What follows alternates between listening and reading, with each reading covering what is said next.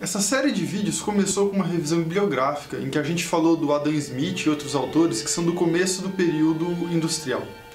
Aí a gente falou da preocupação com o tamanho da população, com o crescimento econômico e o consumo de matéria-prima, e a gente criou um panorama de como a energia tem um papel fundamental na nossa sociedade. Depois a gente falou um pouco sobre energia nuclear, solar e eólica, porque praticamente essas são as únicas 3 fontes de energia que a gente desenvolveu depois do motor a combustão.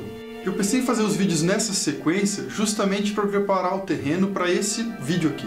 A gente está tão acostumado com a abundância de energia que a gente parou de refletir sobre o que isso significa e de onde vem essa energia que a gente tanto está utilizando. Se você olhar para o consumo de energia por pessoa em diversos países, é bem claro a relação que tem entre um país que tem sucesso econômico e começa a se desenvolver mais com o aumento do consumo de energia.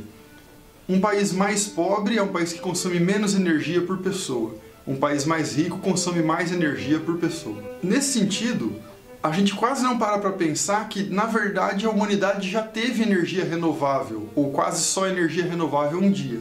Isso foi justamente antes do período industrial, porque naquele período a gente utilizava como fonte de energia e de trabalho apenas as plantas na forma de comida ou madeira para transformar em lenha e botar fogo, ou o trabalho humano, braçal, e dos animais. É por esse motivo que a Revolução Industrial coincide com mais ou menos o fim do período colonial.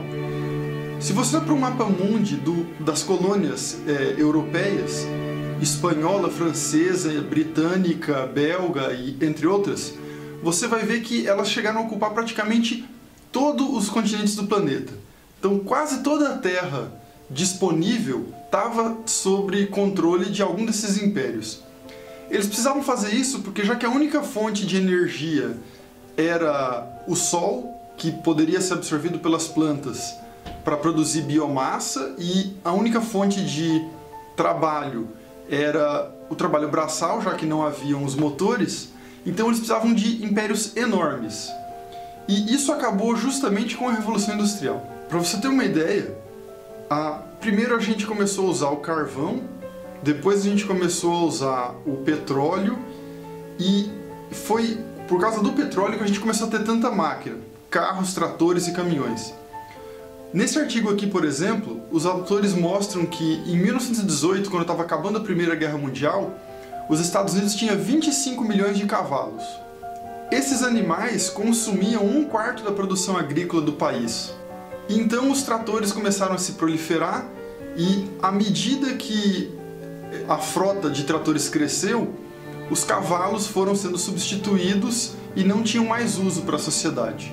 Então, em 1960, um pouco mais de 30 anos depois de 1918, os Estados Unidos tinham apenas 500 ou 600 mil cavalos e 5 milhões de tratores. A Revolução Industrial começou na Inglaterra, no Reino Unido.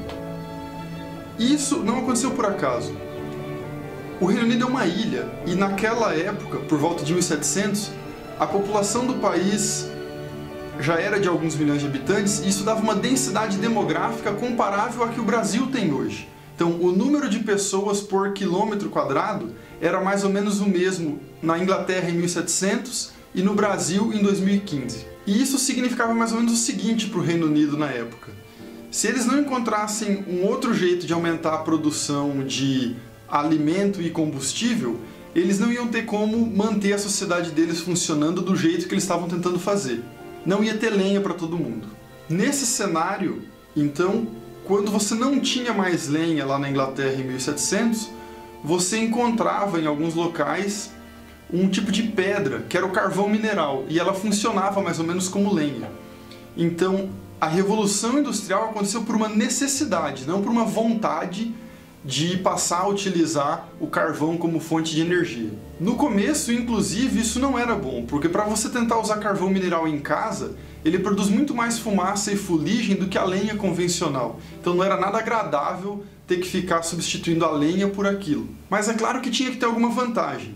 E a principal delas pode ser mais ou menos medida por um parâmetro que a gente chama de densidade de energia.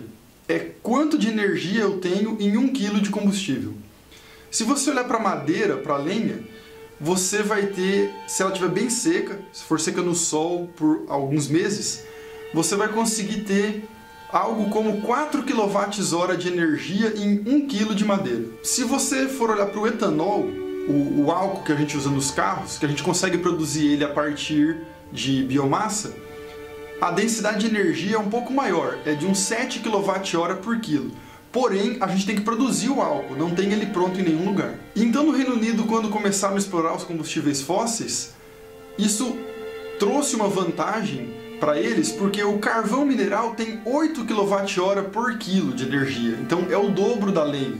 Se você for para os combustíveis líquidos, então um pouco depois do carvão, quando os países industrializados começaram a explorar muito o petróleo, é ainda melhor essa relação. A gasolina tem 12 kWh por quilo e o diesel 13. Isso é mais do que 3 vezes a concentração de energia que a gente tem na lenha. E o gás natural não é tão simples trabalhar com ele, porque você tem que fazer ele ficar líquido para conseguir transportar ou algo do tipo, mas a densidade de energia é ainda maior, é de 15 kWh por quilo.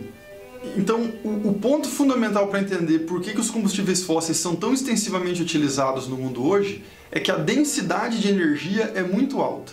E isso veio de presente, ninguém precisa fabricar o carvão, a natureza deu isso pra gente. Para você ter uma ideia, se você pegar um botijão de gás de cozinha, ele tem 13 kg de gás que a gente consegue queimar com bastante eficiência nos nossos fogões. Não faz uma fumaça que desagrada, que incomoda você quando você está usando o fogão da sua casa. E um botijão desses tem mais ou menos 150 kWh de energia.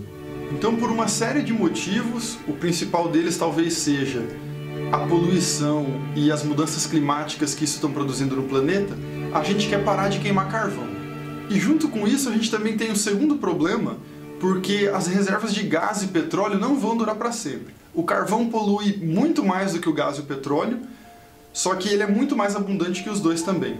Nesse relatório aqui, do banco HSBC, por exemplo, os pesquisadores concluíram que a maior parte dos campos de petróleo do planeta, a produção de petróleo por dia está diminuindo a uma taxa constante. Porque os poços estão ficando velhos e você não consegue aumentar o tanto de petróleo que você extrai de lá por dia. Eles chegaram à conclusão de que a taxa de diminuição dessa produção do petróleo e do gás está em torno de 3 ou 4% ao ano.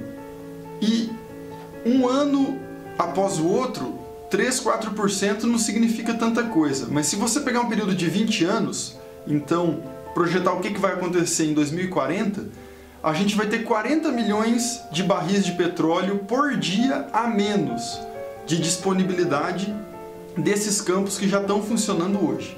Essa quantidade de petróleo é mais ou menos 15 vezes o que a Petrobras consegue produzir hoje. Então a questão para mim não parece muito ser uma opção que a gente deve escolher entre ficar ou não ficar com os combustíveis fósseis. Principalmente se a gente for olhar para o petróleo e para o gás, eles não vão durar por muito tempo, não na quantidade que a gente está extraindo eles hoje. Então a gente vai ser obrigado a parar de consumir toda essa quantidade, seja substituindo por uma outra fonte ou simplesmente parando de consumir. E o grande desafio, se for para substituir por outra fonte, é que é muita energia que a gente obtém com essa quantidade de petróleo e toda a nossa infraestrutura de rodovias, refinarias, postos de combustível foi desenvolvida para distribuir esse tipo de energia. Então substituir o petróleo é um desafio imenso. Só para essa quantidade que vai deixar de ser produzida nos próximos 20 anos, isso equivale mais ou menos à quantidade de energia que a gente obteria com todas as eólicas do mundo hoje multiplicadas por 15. Ou então todas as fotovoltaicas para produzir eletricidade com o sol que tem instaladas no mundo hoje multiplicada por 40. A gente não consegue construir isso tudo tão rápido por uma série de problemas, alguns deles que eu citei nos outros vídeos. E se a gente for tentar substituir por eólica e solar, a gente vai continuar com o problema da intermitência que não é tão simples de resolver. Eu sei que muita pesquisa está sendo feita sobre isso, mas só para colocar um número em questão, Se você pegar uma bateria de lítio, a melhor bateria que a gente consegue fazer hoje, então, é a bateria que ela é mais leve e consegue guardar a maior quantidade de energia. A densidade de energia nela, quando carregada, é de apenas 0,3 kWh por quilo. Isso é 15 vezes menos do que 1 kg de lenha consegue armazenar. Se for para substituir por nuclear, a gente também vai precisar de vários milhares de novas usinas nucleares. E, mais uma vez, como eu falei no outro vídeo, a gente tem uma série de problemas muito particulares e difíceis de resolver com a nossa tecnologia para explorar a energia nuclear.